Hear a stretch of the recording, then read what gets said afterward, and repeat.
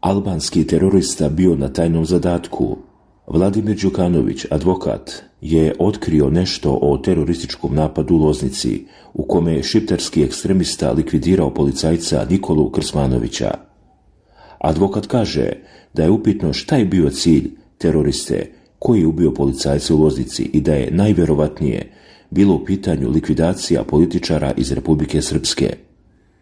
Terorista imao već par ubistava iza sebe. Pitanje je kako je taj čovjek mogao da se šeta slobodno. Bio je ljubitelj Hašima Tačija. Na takozvanom Kosovu će ga sigurno slaviti kao heroja. Naši narkodileri odlično sarađuju sa dilerima sa Kosova. Kriminalci uvijek imaju saradnju. Pitanje je da li ovaj imao neki zadatak da likvidira nekog političara, najvjerovatnije iz Republike Srpske. Uhapšeni su njegovi pomagači, a istraga će se utvrditi. Atentati su postali uobičajena pojava.